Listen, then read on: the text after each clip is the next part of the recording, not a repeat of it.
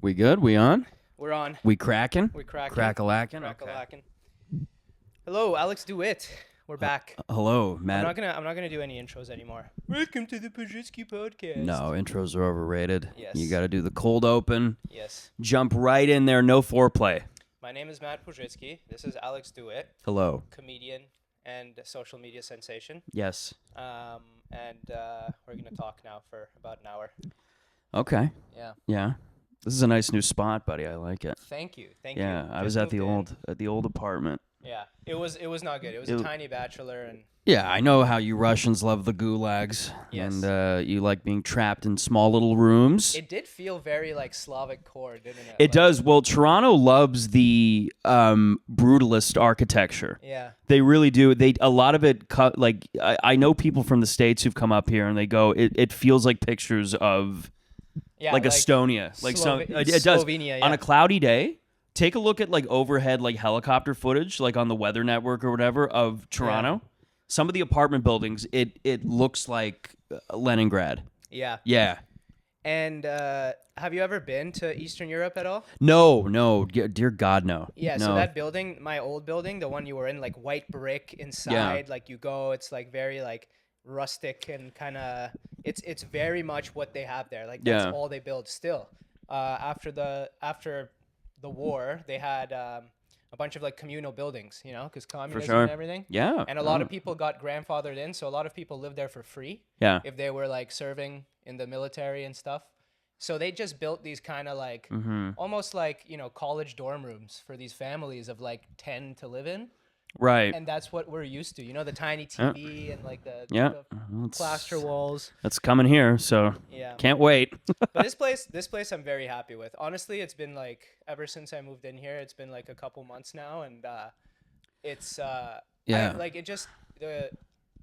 like go out on the balcony, like, you know, look outside and fucking have some some gratitude. It does make for sure. Yeah. Well, I was saying to you, the only thing I love about balconies, or I'm not as concerned now that I don't smoke anymore with the balcony. I don't care.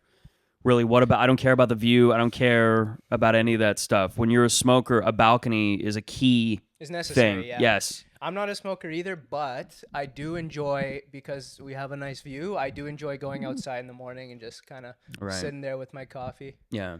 Yeah, it is nice. Well, no, it's wholesome, and it is a great place, like you said, for gratitude. And I love the view of the parking lot down below. That is very Toronto. It's very CP24. Yes. You can see a guy with a fucking ski mask just fleeing the scene already. But right past the parking lot, we got a cemetery, so that's even nicer. Yeah, the cemetery, I would be... Well, you know, it's funny because I live near I forget what the actual name of the cemetery is. I probably have relatives that are there in central Etobicoke. Yeah. But where I live, and I'm not going to say where exactly, but there is a cemetery probably about a 10-minute walk away, and it's one of the bigger cemeteries in the city. Yeah. And I walk by it at night sometimes, and it's very gothic. I kind of like it. I don't know. I tap into sort of my Irish I really like pessimist side. Would you be open ever to like getting a place that is literally like, say you get a house where the backyard goes out into the cemetery? Buddy, if the fucking rent is good, I'll have one that goes into a crematorium. Yeah. I don't give a shit. In a basement of a crematorium? How much? 200? I don't care. I'll go work with just a guy who embalms people for a living. Free heat. Yeah. Fucking don't have to wires your mouth shut.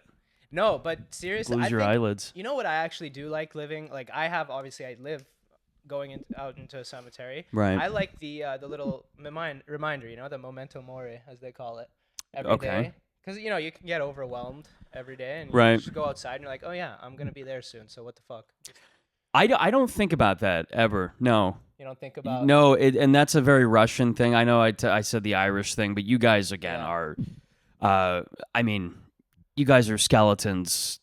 That is a very Russian thing. Yeah, you guys... a very Slavic thing to think about. You guys are just empty inside. Depression, and because if you think about the history of all those Slavic countries, it's a lot of war and slavery, even though there is, you know... It's not what people normally associate to slavery, but serfdom has been a huge thing. Sure. There's no middle class. You're either slave or an oligarch. So all the art that comes out of Slavic countries is depressive. Like the literature, the paintings, everything is very depressive. Ireland's very similar too, right? It's very much because there's very similar to what you were talking about, the indentured servitude and I guess slavery, like whatever you want to call it. But there was the potato famine and colonization. You know, colonization, fam. It's my favorite word now.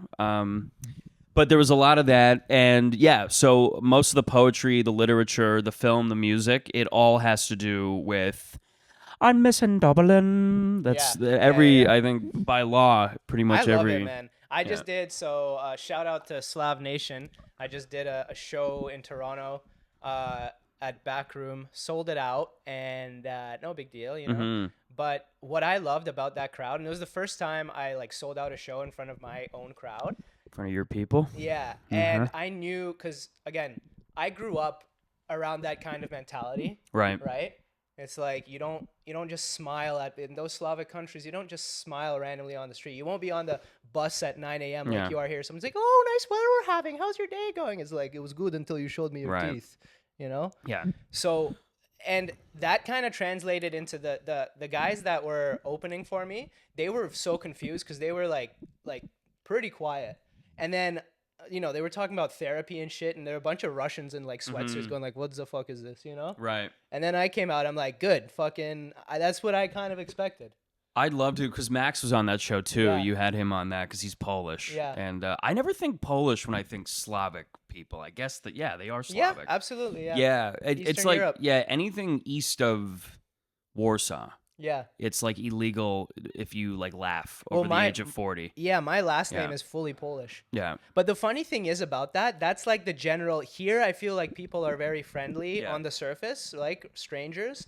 But then in countries like Russia, like you'll be like, you know, you have that resting bitch face, everybody does, and there is no like pleasantries. Right. But once you have a few shots of vodka, you become best friends. They like fucking open up and they hey, Vasily, come here, you're my friend, you know, like after, for sure. Like, very I feel like so many of those drinking cultures, whether it's Russians, whether it's Irish, whether it's Canadians, whether it's anybody, it's always, the thing is always like, once you get some of those Molsons in you, everyone's family, everyone's fucking, that's kind of everywhere. Yeah, but that's what alcohol does to you. That's what alcohol does to you. It's like a communal thing. It kind of lets down that guard. You're a little more uninhibited. Put your mic a little lower just for the clips. Fucking instructing me how to use a microphone? No, because look at the angle, bro. This is what I do, dude. I'm fidgety. I'm probably mildly autistic. I don't know. This is just kind of what we do.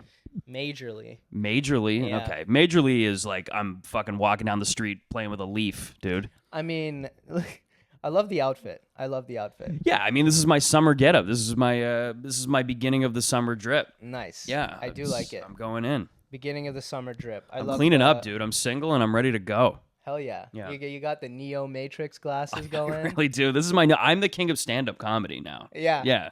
This is just it. This is what you wear when you're the king of stand-up comedy. You go up on stage and like the riffs anointed just come to you like bullets. You Absolutely, know? You're just dude, dodging riffs. Look what I've been doing right now. I've been cooking for you. Yeah. I've been cooking. You've been absolutely sitting here just riffing crematoriums.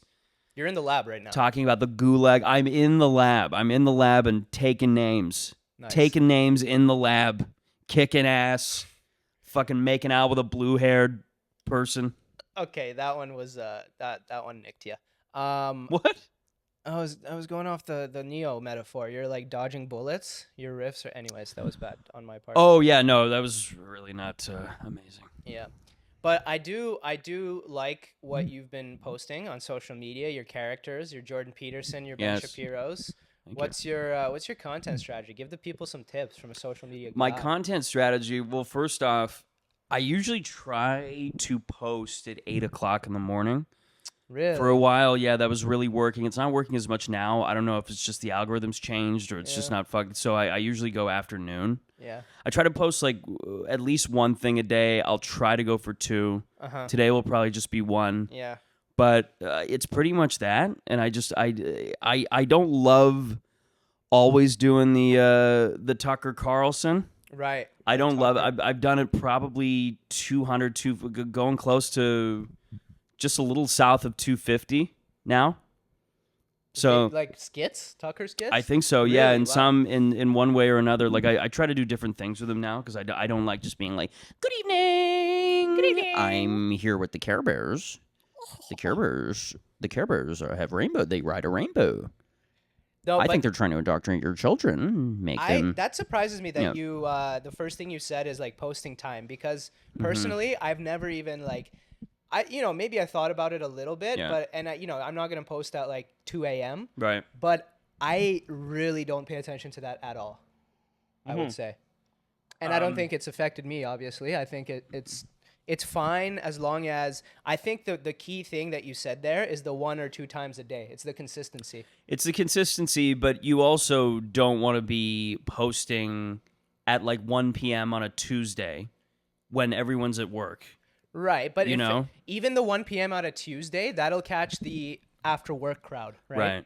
So like if you post at 8 a.m., that'll catch the lunchtime, going to work, kind of scrolling Instagram before work. But then if you post at 1 p.m., right, that's right after lunch, and then that video will ramp up and it'll kind of get that algorithm boost maybe past 5 p.m. when everybody's getting home and settled in and maybe like about to watch Netflix, Yeah.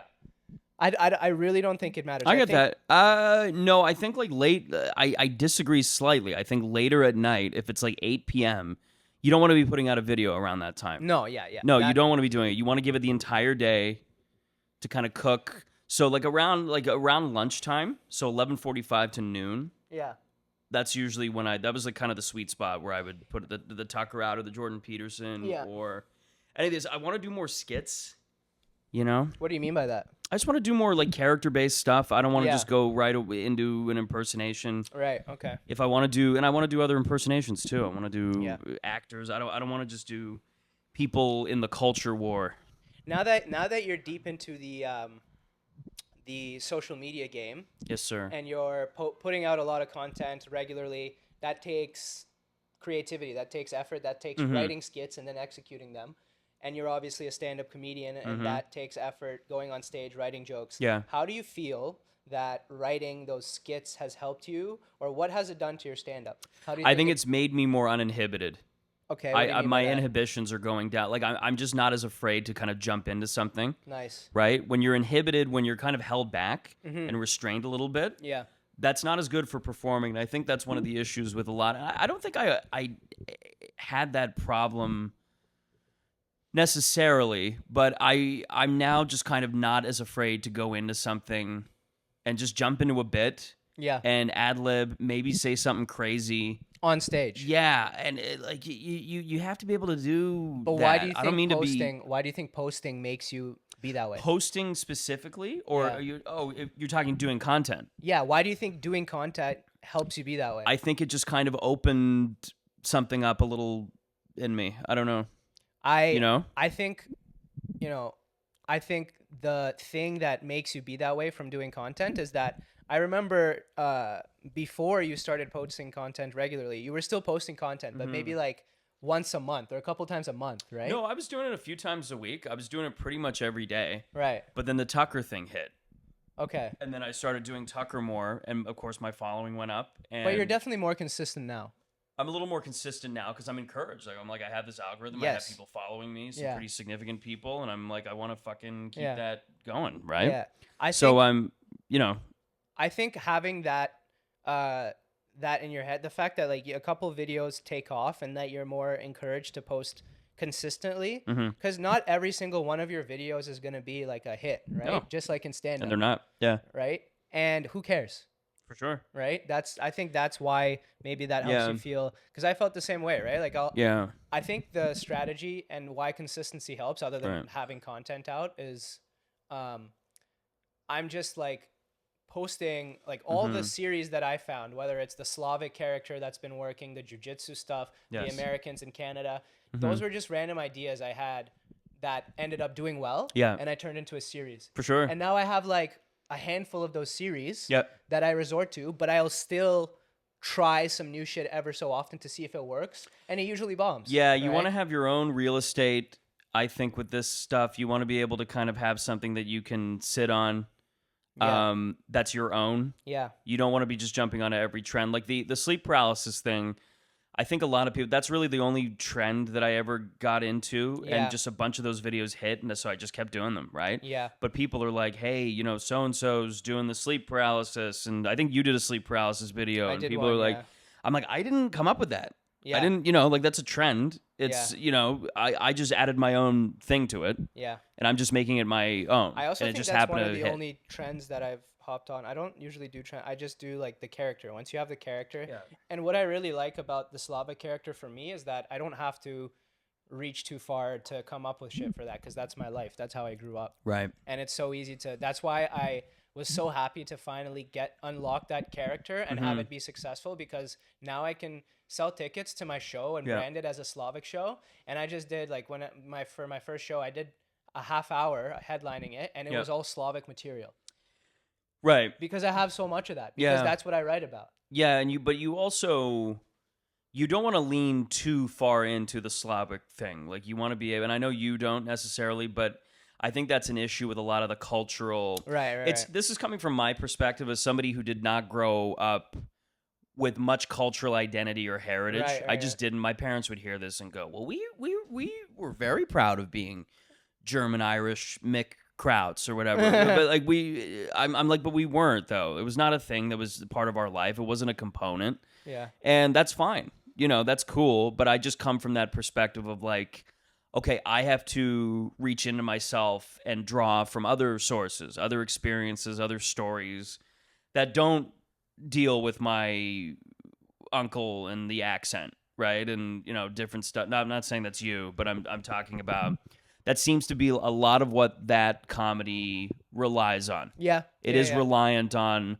pulling out the accent and do you ever go on the bus? Like it's that, and you know, Portuguese do it, and Italians and Chinese and Sri Lankan and blah blah blah. You know. Yeah, and because you know, like that stuff, as much as like you don't want to be handicapped by it for sure, or use it as a crutch. Yeah, but that's a good. Look at how look at Russell Peters, bro. That's his like fucking bread and butter. And he opened the floodgates to that shit, dude. And he made it work so well because he didn't just do obviously he has some main ones like Indian and Asian, but like he does every culture. He's done jokes about Russians. He's done incredibly versatile. So he's very versatile. And I love Russell Peters. I think he's very fun. I love listening to him talk. I love his boxing insight, and he's a big hip hop head. And I'd love to meet him. I'd love to talk to him. But I think the people that came after him, and I don't mean to zero in on South Asian, whatever it is, but I think a lot of them came after and were immediately just going and doing the accent. Yes, and some of them did. I won't say names, but a couple of them that turned out to be great comics were those who strayed away from that and eventually just did their own thing. And it's like, no, I'm going to be myself. I'm going to draw from my own life. And there is an experience outside of your cultural identity. Yeah. That is actually one of the benefits to growing up without sort of cultural, sort of, you know, celebrating it all the time. You kind of realize that. For sure. Yeah. And I think that when my goal with this is right now, it just helps sell tickets. And that's like the only thing I'm trying to do. Sure. I'm trying to like, you know, build a career and build a following. So that's what I'm definitely going to lean into, because if you have something that works, why not?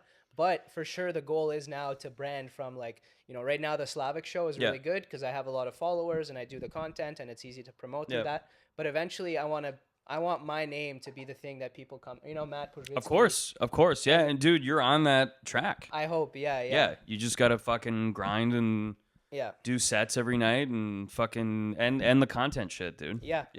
That's all it is, man. Like I, as we all do, we have stages where like we think about this career, man. It's fucking, it's a doozy. And like it's daunting. Like any career, right?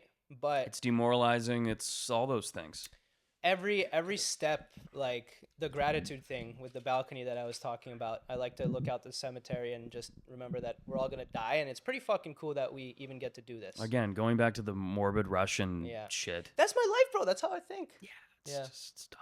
It's pretty gay. Stop being you. Stop being you. Stop being Russian. Actually, that's the number one key to comedy. Don't be yourself. Be better than yourself. I think it's got to be a balance. I think you should be yourself, but also that was completely sarcastic. Yeah, no, but there needs to be some hyperbole, I think, in it as well. It is an art. For sure. You are performing. Yeah.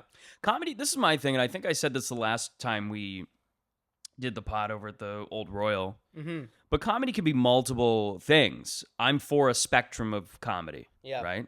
I'm for the comedy spectrum, which is basically just the autism spectrum. I mean, it has to be. It has to be multiple things. It has to be multiple things. I'm for the ultra depraved gallows humor, dark shit. I was fucking my aunt in the ass with a soldering iron, like whatever it is. I'm fine with that. But I also like. I'm also. I don't like the other stuff. But if you want to go up and talk about eating a cantaloupe on your period, that's fine too. Dude, I don't care at about. At the end of the day, comedy, as long as it's funny. That might be funny, actually. Yeah. Cantaloupe on your period. Okay. All right. There you go. There you go. That's a bit. What's the angle? That's all. Like, if there's an angle, if there's something funny about what you're talking about, that's our job. Right?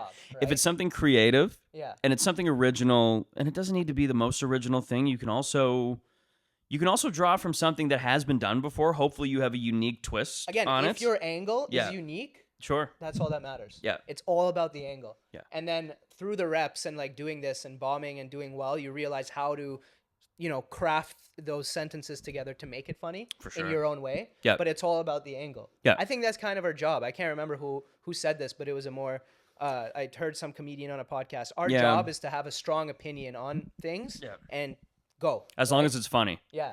I hate comedy philosophy and comedy theory. Yeah, I can't stand talking about it. I hate going to comedy bar and listening to comics talk about it. Yeah. Not just comedy bar, but any club.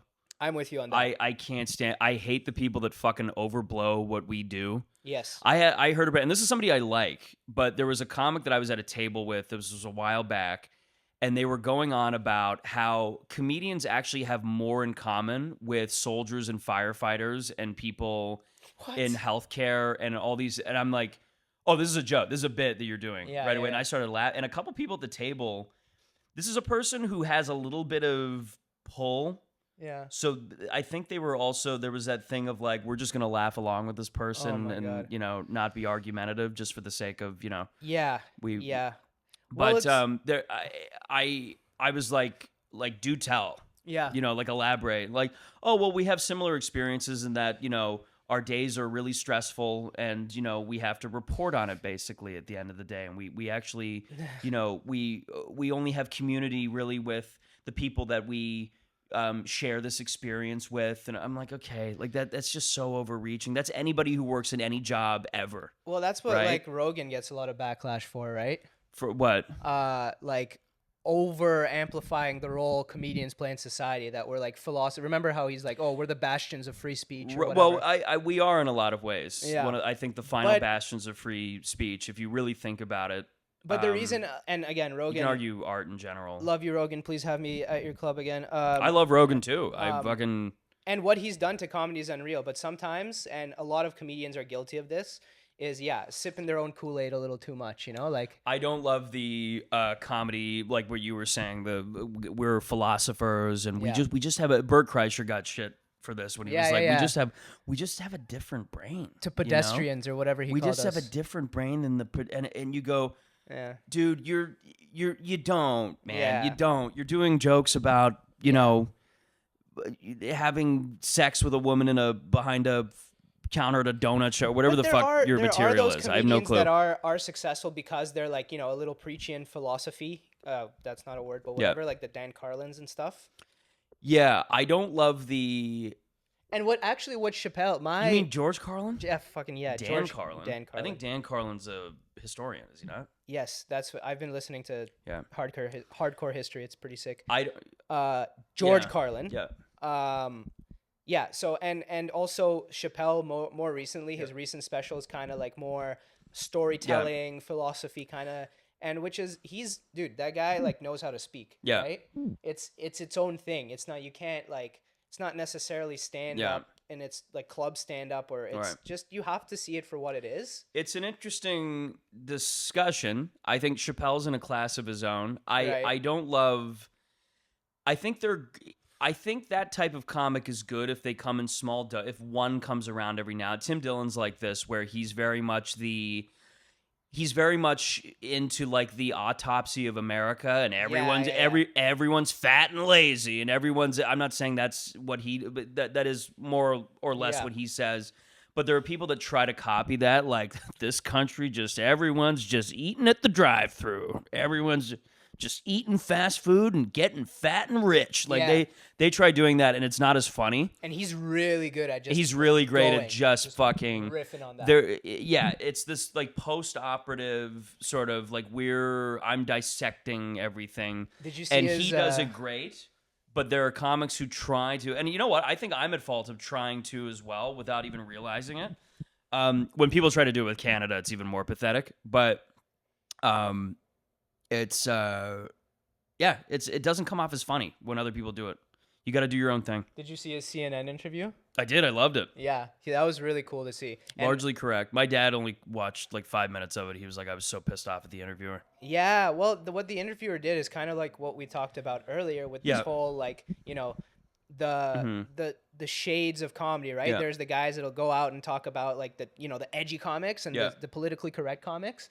And I think what the interviewer was trying to do was what did she call it? The new establishment? The new establishment. She asked him, do you think your comedian buddies in the podcast circuit are the new establishment? Yeah. And his answer was just like, you couldn't come up with a better one. Yeah. Yeah. And again, this is a conversation I've had, and I think not just me, but other people have had last week with other comics, like where they will go, Tony Hinchcliffe is responsible for getting Trump elected, and Joe Rogan got Trump elected and it's like, dude, if you take a look at the fucking timeline of that podcast, it came out like 3 weeks tops before the election. Which one? Trump. Trump. The last Trump election. Yeah. He had it pretty much in the bag up until that point. Right. And Rogan kind of held his feet to the fire. He didn't necessarily just let him kind of go. He asked him questions and, and I'm not saying Rogan's made mistakes, I think, along the way with his podcast, and maybe you should be a little more balanced, but, Do you think if Pierre Poilievre went on Rogan, it would have helped him? It's a little different the way Canada works with stuff like that. I think that the people that were watching Rogan's podcast were already going to vote for Pierre. Yeah. Many of them. There are obviously liberal people who watch Rogan who That's are a good point. little more. But I think it would have opened him up a little more. Yeah. Yes, you know what? I think possibly. Yeah. I think that he did need... The Peterson one was a little more, from what I saw of it, was a little more him... kind of just talking about the sort of current landscape of things and going into, talking about the political sphere and Trudeau and all of these different things and the state of Canada. I think Rogan probably would have allowed him to open up in a way where you would have seen a human being. Yeah. Because one of the things about him was there was no real human being there. I'm not saying he's not a person. Of course he is. But there wasn't really some humility. You just didn't see the humanity in the guy a lot of the time, which is an issue, I think, in politics as a whole, but in Canadian politics. That's it. The thing with Trudeau that made him so appealing when he was elected in 2015 was, yes, he was a younger guy, and he held, liberal, progressive values and gobbity-boop, whatever it was. But you also kind of knew the guy, and there was a face and sort of a humanity in a way to him. I'm not a fan of him, but I never was. But you kind of knew what he liked. You heard him speak. You knew about his background as a drama teacher, and there was just something else there. There was a little more substance to him as a guy. So you were it felt like you were voting for a person. Yeah. Back then. Whereas Pierre, unless I'm ignorant and I just haven't seen the full sort of, offering of like what he was, when Pierre went on Peterson's podcast, it was the same thing, kind of like what you said. If he went on Rogan, like who's listening to the Jordan Peterson podcast? It's mostly people that are already voting for him. Well, his podcast went viral. Yeah. Yeah, like really viral. And if you have in that climate when the election's coming up and it's so critical in that point of time, like people from both sides will tune in for that podcast to see what's up. Sure, and again, like a lot of his critics and people that are opponents of Peterson will obviously watch it to dissect it. There are people who hate watch things. That's a large... They account for, I think, a large portion of viewership in anything a lot of the time. Just the people who just want to sit there and just jack off to how much they hate you, right? Yeah.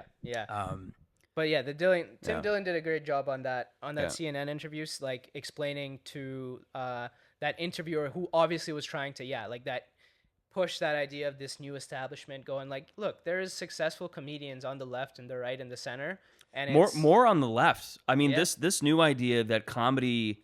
I think there are people who watch Shane Gillis and think that he's like a conservative, right-leaning. Yeah, he has that stink to him. I think that a lot of people just can't shake off. Yeah. He's not like Shane Gillis. I think is primarily liberal. I think he said in the past, he's like, I'm more liberal. Yeah. And that's kind of who I am. Like, I'm a very socially liberal guy. Yes. But I do have reservations around a lot of the conversations in our culture, a lot of these things that are happening. I don't want to get into a huge thing about it, but I'm a free speech guy, and I'm a lot of other things which don't align with current liberal values. They just don't. Yeah, and I think people are fucking complex, dude. And that's the thing about comedy, is that it's like music, it's like food. There is no right or wrong. Everybody will like their own thing. So it's like that idea of what we were saying is just you got to find your voice, as cliche as it may seem. That's the whole point, is finding your voice, writing some jokes, getting it out there, and eventually your audience will come to you. Right. And yes, eventually you do build, like, if you get big enough, you build your own little echo chamber where, like, if these guys, some of them are so successful, like these like touring comedians now, because comedy is so popular, that they do a show with their own audience. Anything they say, the audience will love because they love the person, right? Sure. So, and that is the goal. And once that happens, you see comedians often losing their touch, kind of, and being a little like, because that is a weird life to live. Yeah. But that's actually what makes those guys like Gillis and Louis C.K., the guys that stay themselves despite all of that. For sure. That's what makes them so appealing. That's why a lot of people love Gillis, man. And Gillis is a phenomenon in a lot of ways. He like, dude, like, he's the biggest working comedian, and he's just a bro. Sure. Like, he's just himself through and through. Doesn't give a shit. Bringing the boys with There's something pure about him that I think just drives people towards him. And again, like, I love that. And I think that a lot of comics are trying to emulate that too now. What? The Gillis thing. What? Just the Gillis, sort of his demeanor and just sort of the way he carries himself. I think his delivery, a lot of people are trying to rip off. Yeah. I mean, but that's going to happen when you're the biggest working comedian in the world. For sure. Well, people did it with Louis. They did it with Burr. Yeah. I think I'm kind of an amalgamate. I don't know if I ever said this, but those comics that are always like, you know how comics are always talking about, when I first started out, like, I was, I was influenced by this guy, and I was, but it's never like I was Carlos Mencia and Pauly Shore in the beginning. Right. It's always like the greatest comics ever. You were, in the beginning, when I was first doing open mics, I was Louis. Yeah. And then I went over, I was Greg Giraldo for a bit, and then I started sitting on a stool. I was Patrice. Yeah. And I never really found, it's just always the most pretentious horse shit. I got diabetes and I did blackface. Yeah, I did blackface on diabetes, and yes, I sat on a stool. I went to jail for statutory rape. Have you ever sat on a stool? Did you ever hear that story? No. About Patrice? No, I didn't. No. Patrice was, maybe I shouldn't say, but I think he was like 19 and he fucked a 17-year-old. Oh shit. Okay. Yeah, and he went away to jail for separate the art from the artist. You know what I mean? Well, okay. Hey, speaking of separating the art from the artist. Kanye. What about him? My favorite. Good music. Great the latest banger. The latest banger is it's a banger. I don't Did you see he released like a Spotify version of that where he says hallelujah? Oh, that's hilarious. Yeah. No, I didn't see that.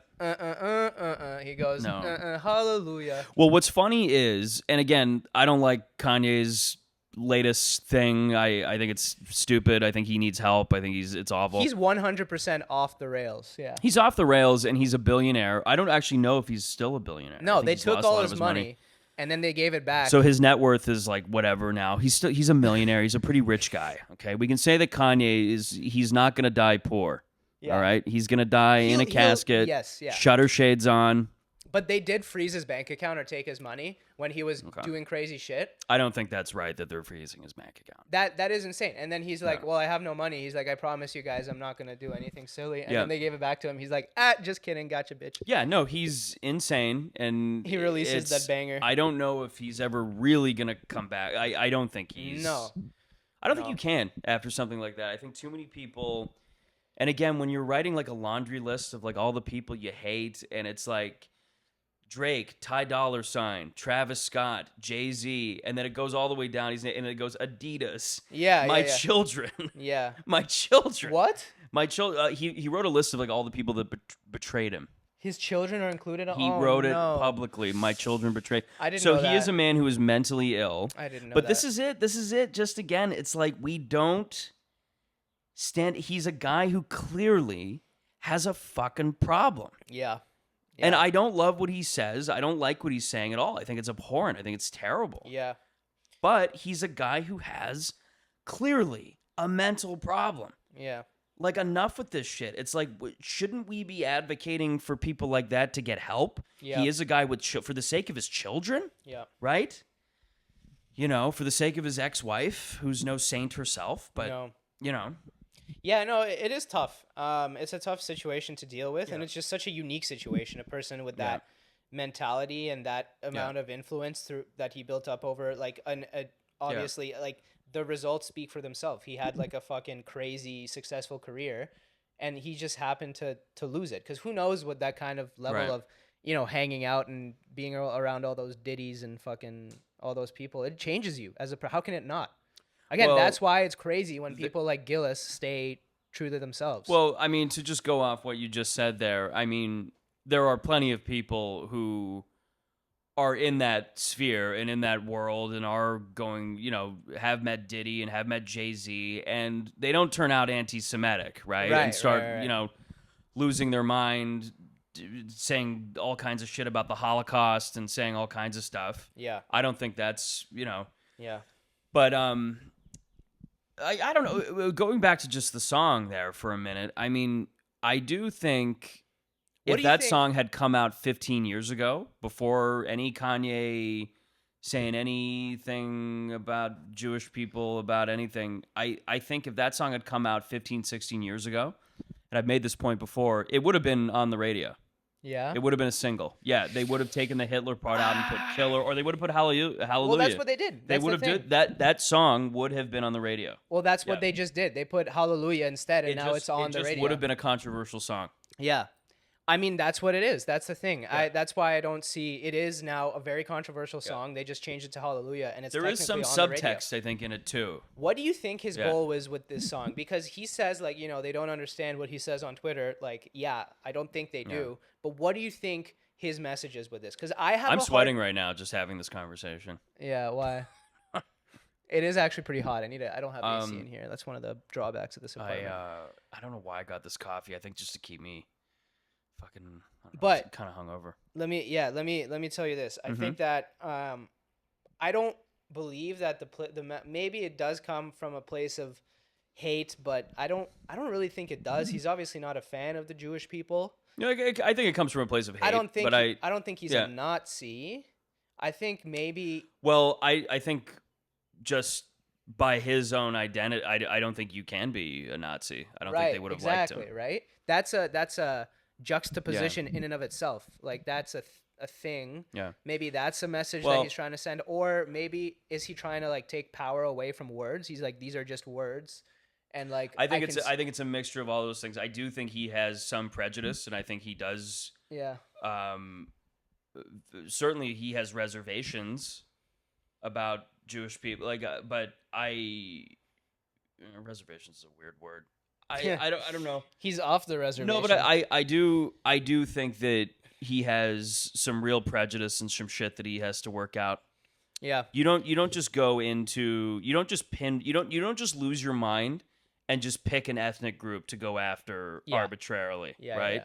So there's something really wrong there with him, and he's got some shit he needs to work out. Yeah.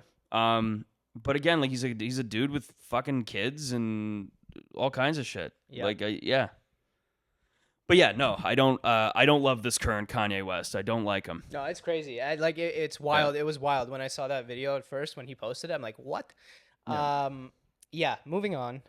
Did you see Jordan Peterson's interview with like Christian versus a bunch of atheists? I didn't watch the full thing. No. Yeah, he got. I've seen him talk to people about that before. About what? About just about religion. Is he religious? Is he a Christian? I think he is a little. I think he's probably more of an agnostic. Yeah. I believe. But I don't know exactly. I don't know what his thing is. True. I think he believes in something. I think he believes in a higher power. He definitely believes in the benefit of religion and the significance of religion throughout history. I think that he truly believes that there's a net positive to having a religion, and to following something and to believing in a higher power or believing in something, right? Yeah. And I happen to agree with that. I'm not the most religious person, but...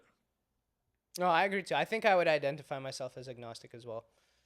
I think I believe in something. I like the idea. I don't love the idea of a godless society. I had this conversation recently. Yeah. I don't love it. I think some of the worst regimes in history were these godless societies where, you know, we're getting rid of all religion, whether it was the Soviet Union, Maoist China, all these things. Yeah. You know, I think that some of the more murderous governments, regimes in history have been secular, anti-religion. Not just secular is the wrong word. More anti-religion. Isn't that secular? I guess secular. I don't believe is anti-religion. No I think it's just no religion. Yeah. Like right, like True. the public school system is secular. Yeah. No, that's fair. That's fair. I don't think that. Yeah, I agree with you there. I'm not gonna fucking talk about religion here, but I think that, you know, communism is a good example. Fucking, it's what my. I thought you were about to say communism. I think that communism is good. You know. No, I don't think communism is good. I don't think you can legally say that. I think no. where you come from. No, you can't. Not anymore. You used to have to say that, or your fucking family would get thrown in a gulag, sent to jail. Yeah. Your baby would be fucking in a coal mine. Yeah. What else? Yeah. What else do you want to talk about? What have you been doing lately for fun? Watching any shows? I've been dating. I've been getting out on the scene. Yeah, Let's buddy. go. Yeah. How's that been? How's your it's been date pretty life? good. Been pretty fun. I just want a relationship. I want something. Yeah. My last real relationship was in my 20s, and I'm in almost 34. Yeah. I'm an old these old bones. Yeah. I'm falling apart, dude. Was in your 20s? Was that the one? The engine light is on. What? Because I know you have a bit about dating a stripper in your 20s. That was very brief. I was 21. Nice. Yeah, I That's the remember. Yeah, she was I'm in love gorgeous. with a stripper. She was gorgeous. I'm not gonna say her name. No, don't. But she phoned me, I think a couple years after, because she ghosted me. Yeah. Out of nowhere. Just after a while, we saw each other one night. And So did you it was meet fun. her at the strip club, or did you meet her outside? Oh yeah, I'd meet her at the strip club too. yeah. Yeah. Oh, yeah. Keep in mind, I was a kid, right? That's the ultimate. This wouldn't be me now, but that was a flex when you're 21. Yeah. And you're like, I got a girlfriend who's on the pole, dude. Hey, yeah, That's, yeah. no, and I forget what it was. I think because I was moving away to New York. New York. Yeah, I was going to school in New York, and she knew that, and she didn't really know how to take it, so she just stopped talking to me. Nice. Yeah. That's and emotional maturity I was right very hurt. I went away to New York. I was poetic, dude. That whole time I was just walking along the Brooklyn Bridge, just like looking at the moon. Is she staring at the same That's a moon great right now? city to be poetic in. To It's have that, like, to New be in York your is a great feelings. city to be depressed in because there's so many bridges. Yeah. So many bridges, and That would make it a not good city, though. well, it depends on how you look at things. I was right? looking at. There's a lot of solutions. Again, we're Irish Russian pessimism. I think. Yeah, but it's a nice city to be like. I feel like being depressed in being depressed in nature is better because you go outside, like fresh air, trees, stars. You're like, oh, makes you feel better. But in the city, everything's concrete, and you're walking around, and it's more artsy. You know what I mean? Like it's raining, you got your hood on, you're just like listening to. Yeah. Well, New York's a beautiful city in the rain. Yeah. Yeah, Chicago I think is as well. I think London is too. Yeah. But these London cities are older. It always rains. Well, that's just it, right? Yeah. It's a beautiful city in the. I think Toronto. I think certain parts of Toronto are beautiful when it rains. Yo, man. This rain is I saw this video rain is recently. crazy, dog. There's this YouTuber. I want to say his name because I really enjoy his videos. Sure. But I'm drawing a blank. He goes to like rap communities and interviews them. Do you know who I'm talking about? Is it Buckingham, whatever his name is? Yes. Yeah. Did you see him do the one in Toronto Toronto? one? Oh, Yes. it's so funny. Oh, when he's like, funny. so what do you guys any? This is always such a thing with like any YouTuber, any comic that comes up here. But he asked the one guy, what do you think of Canada's hate speech laws? And the guy goes, yo, fam, I don't know much about it, fam, but yo, if mans are getting locked up for hating on doggies, oh man, there's gonna be a lot of mandems in the bin, bro. Dude, it's so because okay, look, I saw that video after watching his video about like what was it, G Block or O Block in Chicago. Oh, it's not even those guys. You watch it and you're like, you're kind of scared for this guy's safety because those guys are what we call real G's in the community. The parts of Toronto that he was in, to be fair, were also not terrific. Yes, but how do you take these people? These people are fucking children with guns. Oh yeah, for sure. No, they're Chicago. Real gangsters, and they kill people. But it's like you can't take somebody seriously with that stupid accent. You can't. Okay, until they pull out a fucking Glock on your ass, until they pull out a 45 caliber. That's my point. If I get murdered by a Toronto man's, I that's the ultimate like GTA wasted like fuck. Yeah. It's just because they are real gangsters in that they have fucking guns and they've killed people. But they'll pull up and be like, "Yo, man, what I got a piece on," and then you're just like, "What the fuck?" Yeah, it's very cartoonish. But again, at the same time, like I wouldn't. I would take that seriously. Of course, you take it seriously because they have a fucking gun. Well, even if you don't know if they have a gun, like again, if somebody started threatening me and like, "Yo, fam, I'm about to turn you into strawberry shortcake doggy," I would, If I want to move to the States eventually, whether that's like maybe like LA, New York, Austin, whatever. But if I go to an open carry state, I am getting a license. Sure. I'm buying a gun, and I am at least once or twice a week, I am training, like practicing with it because I've been doing martial arts my whole life. Right? Sure. I'm doing like jujitsu now, and it's like great. Like like I can fuck somebody up if it's one-on-one. Sure. But usually, realistically, it's either a knife or a gun, and all that martial arts goes out the window if you pull out a Glock 9. You know what I mean?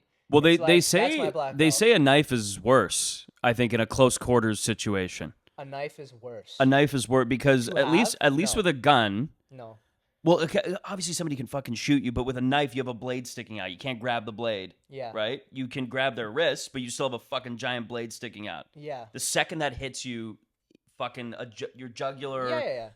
Fucking forearm vein, whatever it is, your artery, it's over, dude. Yeah. Yeah. No. Oh no. By the way, I'm not saying that. But wrestling somebody with if somebody has a gun, it's over. But that person needs to know how to aim too, right? I was driving home yesterday thinking about that video about these like stupid Toronto rappers with illegal guns because it's illegal here, and I was thinking, fuck, man, if like. Because these people are real problems with guns, and they have that attitude, and they have hurt people. Right. Like, if you're in a place like Texas, like I've been to Texas a lot in the past few years, and everybody's real nice. I don't know if it's that Southern hospitality or, and this is a factor, everybody could have a gun.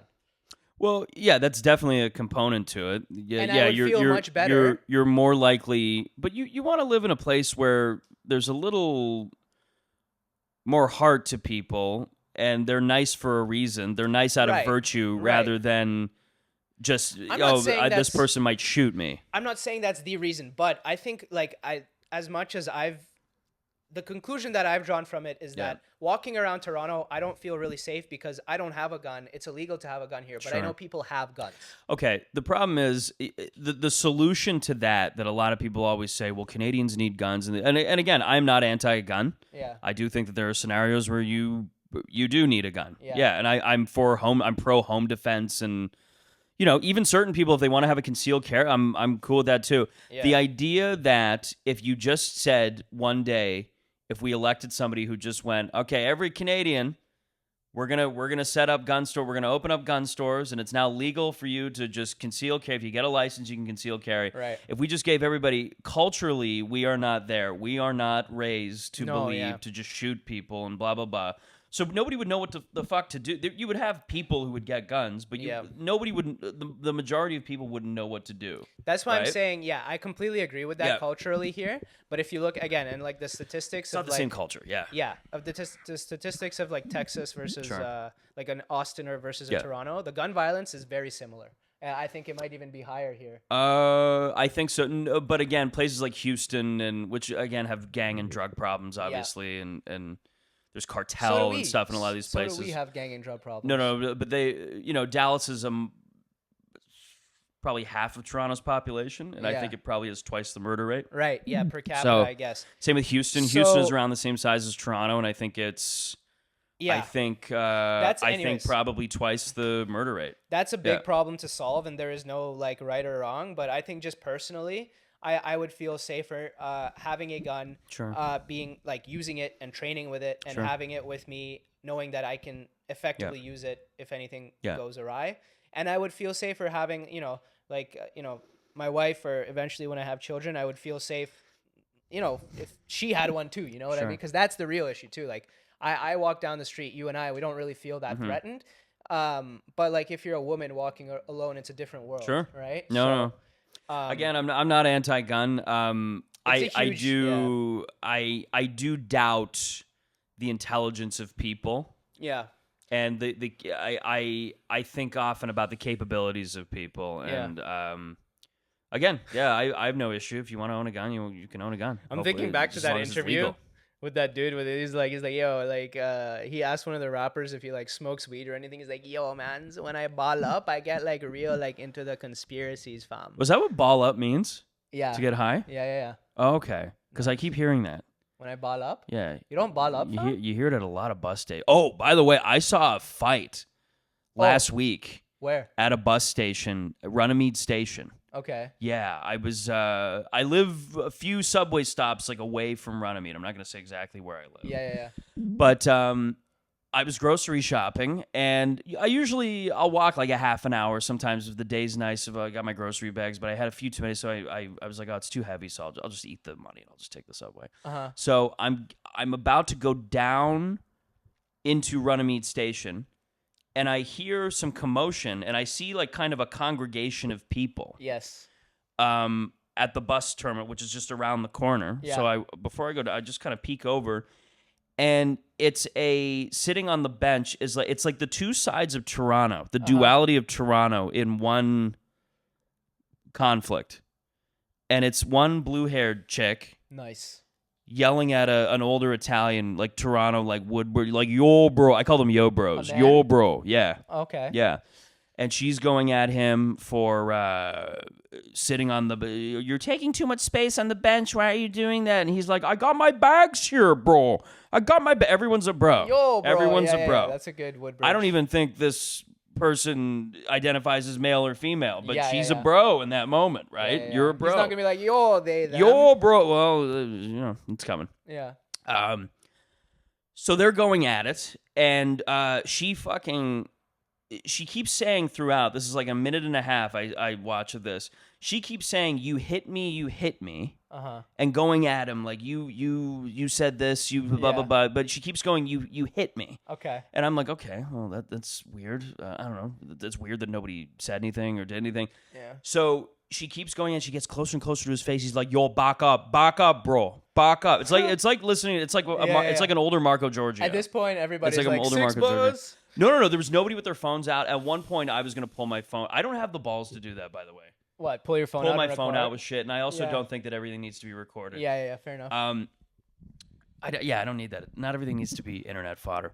So she eventually fucking smacks this guy. Oh, fuck. Fucking smacks it. And that's when people jump in. I'm like, oh, so he definitely didn't hit her. Yeah. Because everyone's jumping in on her hitting him. Yeah. If he hit, like, they'd fucking pull him, tie him down. Speaking of that, I've seen some very satisfying videos of like, it's usually like, I don't know why, but it's always like Karens, like chatty women that like get into somebody's face. I don't know if you said this one went super viral like a couple months ago, where it's just a dude driving with his girlfriend. Yeah. And they get like rear-ended by some lady, and she gets super aggressive because they get out. Yeah. And she's punching him. She smacks him in the face. Yeah. So she's completely the initiator. He's with her girlfriend, with his girlfriend, trying to like calm the situation down based on the footage. Yeah. And she just cheap shot smacks him in the face, and he fucking like body slams her on the ground. And she's laying I've seen there those, like, yeah. That's a subgenre of YouTube video that's existed pretty much since the beginning. Very satisfying. Yeah. The older gentleman hitting female pedestrian or whatever it is. But it's only satisfying if the female is the aggressor. If you've 100%. assaulted somebody and somebody just, hey, today's your day, I'm gonna gonna deck you. That's gonna happen. Like that's just living in the world, unfortunately, right? Yeah. But I'm okay. So just give me. I'm not done yet. So she hits him. There are people who start jumping in. Hey, that's inappropriate. This and that. That's when she moves back. He gets up and he goes, "Yo, do that again, bro. Do that again. You want to do that again?" And he starts walking towards her. And she's like, just stay away from me, blah, blah, blah. She's crying at this point. Yeah. And he's like, "I will snap you like a fucking twig, bro. Nice. I'll snap you like a twig, bro." Dude, it's like if a jar, like a bottle of olive oil, just like somebody waved a wand on a bottle of olive oil and it just came to life and it's now just at a bottle, just going, "Yo, bro." Hogwarts olive oil. Yeah, just talking to a fucking... That's hilarious. Yeah. So, but nothing happened. It didn't escalate past that? It didn't escalate, but then there's always that one guy, if you've ever seen a fight on the street, and it's oftentimes, it can be between two guys, it can be between a man and a woman, but there's always that one guy who comes out of nowhere, who wasn't there to see the initial thing. They were just passing by. And they walk by just as it escalates. And that's when they really get right into between the two of them. "Hey, guys, let's stop this. Let's stop this." Yeah. These are the most dangerous fucking people because they're if they what they can't, really want if is, they can't be part of the physical fight, they at least want to be involved in the conflict to some degree. They want to be involved. They want to assert themselves into this. Yeah. Because they love the thrill. There is a thrill to just watching two people go at it, right? Even if it's just an argument on the street. That's why fucking UFC is popular. Yeah. That's why, like, we had gladiators before. I think it's a primal thing. I think it's like absolutely when two apes are fighting. Yeah. You would always have the other apes like, it's like Space Odyssey. They're always going, It is the most primal form of entertainment. It's in, yes. There is, fights are in movies. John Wick, fucking, what's it like, James Bond. It's all fighting, and then there's UFC, and then it's an absolute primal instinct. Yeah, but the reality and then the bus comes and they just got on, and the fucking guy. I think they took the same bus. It's that's always gonna happen, and I hate. I've been training martial arts my entire life, and a lot of my friends are like very well-trained people, and these are the most like, these are all the least likely people to actually get into an altercation. It's always people that have never thrown a punch that are like, I can fuck somebody up. I've met a few people. I do agree with that. I have met some people who do mixed martial arts who have no business being in mixed martial arts. They're fucking psychos. Yeah. Yeah.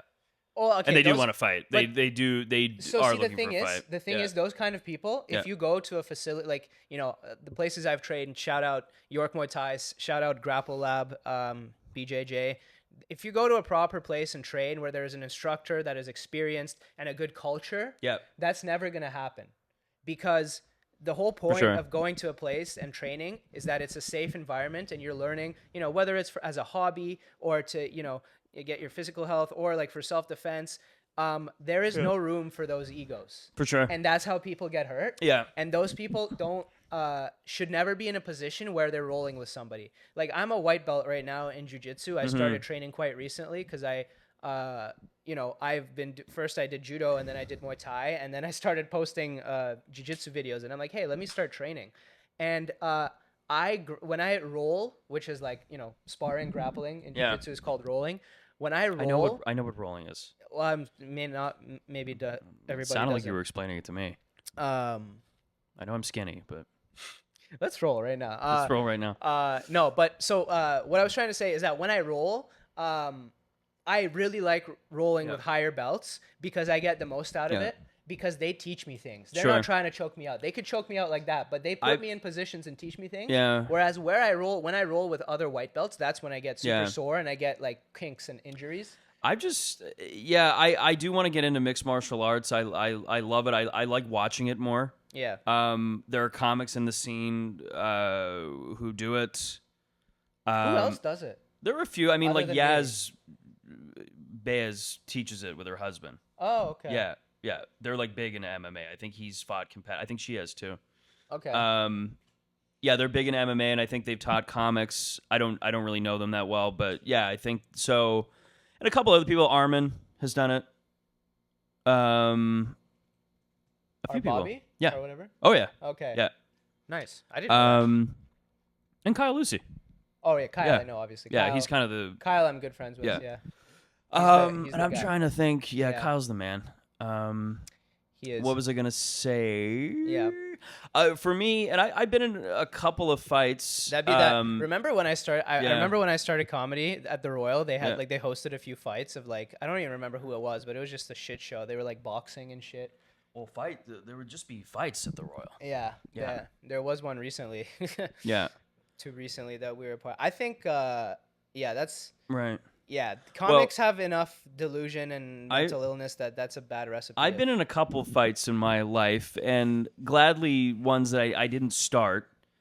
I think one was at a bar. It was a couple years ago, and a guy said something to me, and I chirped back at him. Yeah. And it escalated from there, and he lunged at me and grabbed me, and I fucking kind of spun around with him for a second. It was like 8 seconds before they broke us apart. Yeah. But I've been in a couple, and I've always just been the person. I just don't.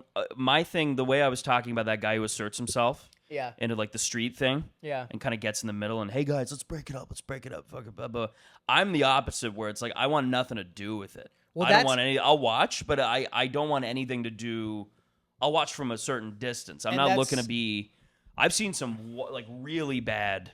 That's an amazing mentality to have, considering that you've never trained MMA, because that's the mentality you develop by training MMA and realizing how many ways there are to really fuck somebody up. Well, no, but it's like people can die. Like there is again the primal thing of fighting. Never mind watching a fight, but two people who are there's one person who may be fighting is willingness. A lot of it, right? Like an actual fight between two people. Yeah. It's like, how far are you willing to go in this moment, right? How far are you really willing to take it to the point where you're going to knock somebody? Are you willing to get knocked out yourself? I really enjoy training and for life, and having that, safety in the back of my head that if shit hits the fan, I'm able to take care of myself. But again, I've been training. I'm 25 now. I started judo when I was 3. I'm training for 22 years of my life. So I'm very well trained, and the older I get and the more I train, the more I have. If a fight goes down, I'm running away, right? For sure. I have nothing to do with it. I'm the last person that will ever get into a fight with anybody. Not even mentioning fucking comics. By the way, speaking of that, Kyle and I have sparred, right? Cause he in a gym, Kyle and I have sparred. Yeah. Because that's what training is. You have people where there's no ego, and you're practicing, you're training. For sure. Kyle and I have technically been in a fist fight, but it's called sparring. Yes. It's how you get better. I've just seen like actual street fights, and I'm not the only one, obviously. And I didn't grow up in like a crazy neighborhood or whatever, but drinking in my 20s and going to bars and being in like these really seedy places where it's just like there's a fucking dude with an axe in his arm and fucking, people coke residue on the toilet paper dispenser everywhere you go. I've seen crazy shit. I remember one night, and this is one of the things where I have no business fighting. I'm not looking for a fight. Yeah. I don't want to fuck around with people. I just know what people do. So I remember one night I'm outside of having a cigarette outside of this bar I went to, and there was a guy like 10 feet away. He was on his phone, and out of nowhere, this happened. I didn't even really pay it any mind. But there was a guy who comes from around the corner, just darts towards the guy on the phone, fucking hits him in the back of the head. He hits him so hard, the guy goes down immediately. And I remember his head like cracked. Yeah. I still remember, so this is kind of like a pretty graphic story. But the guy, no, the guy didn't die. Actually, the ambulance came. I'm forgetting because there were people on the patio who ended up seeing. Yeah. And they rushed out. And I forget if I phoned the ambulance or if it was somebody else. This was over a decade ago. But I remember, like, genuinely that people are retarded. Awful. Fights happen, especially between people that aren't trained. And the issue is with those people too. They're more likely to hurt each other severely and die because they don't know how. Like, you can if you haven't ever punched somebody or gotten punched, that's where like the danger comes in. Like, you can punch somebody in the wrong place and they die immediately. Punch somebody in the throat correctly, their thing breaks, their windpipe breaks, and they're dead. Right? Well, just knocking someone out, and again, they always say, like on the as Rogan would say, it's like you're being hit by the world, dude. Yeah, when you if you fall and hit your head on pavement, it's Yeah, I've gotten knocked out a few times in early grave. Yeah, it's end not up good. fucking the back of Puzhitsky's apartment. But let me tell you this. This is what we do have to wrap up. Yeah, by the way. I was gonna say. I'll finish this. Like here, I'll give you some. As a guy who's been training his whole life, if you ever and this is not necessarily for you. This is just what my conclusion that I've come to. Number one solution: fucking get out of there. If you can run, even if you look like a bitch, run, get out of there. Who cares? Protect yourself. If there's a situation where it's like somebody's attacking a loved one and you have to fight, and it's like a worst case scenario, if you absolutely did everything you can and you have to fight a person, very easy. You don't have to know any jujitsu, it's eyes, throat, balls. Yeah. Eyes, throat, balls. For sure. And the element of surprise. Yeah. So what I would say... You have to say, incapacitate a person, basically. Eyes, you throat, have to... balls, yeah. And don't get ready. Don't get in your stance. Don't do the thing. Like, you're trained. When you're training, you're expecting a fight. What you have to do is, again, try to, what do you call it? De-escalate. Yeah. Dude, I don't want to fight you. I don't want to fight you. And at the point where you realize that the fight is inevitable, don't get into your stance. Go from, I don't want to fight you. You have to be the one to throw the sucker punch. Yeah, That's how you win. Because otherwise, you're going to get sucker punched. For sure. De-escalate. Eyes, throat, balls with the sucker punch and run away. Yeah. That's the strategy. That's going to win you a fight against a trained person. Because if you get that first, like, eye poke, fish hook, throat punch, ball kick, you can get the fuck out of there and save fucking your life. So that's my conclusion. Good pod, good shit. This was fun. Yeah, we covered a wide array of topics from Kanye to fucking Jordan Peterson to guns to gay sex to all kinds of stuff. Yes. Yeah. And now this is the part of the podcast. If you follow the Patreon, we fuck here after. We roll. We fuck. We roll. We roll. We roll. We roll, baby. Do you watch those? You ever watch those porn podcasts? No. The porn porn podcasts, they go for like a 40-minute. I think we talked about this last time. Yeah, they talk and then they fuck. They talk for 40 minutes, and I kind of find that sexier. Oh, guys. Anyways. Yeah, I know. Because there's like a background. It's like that you're the guy that watches porn for the story, right? For the acting. A little bit. Yeah, I like some substance. I like art house porn. I like it. I like it. All right. Okay. Well, that's a good note to end on. Peace out. This was fun. I am the king of stand-up comedy, Alex Dewitt Comedy. You can follow me. No further comments.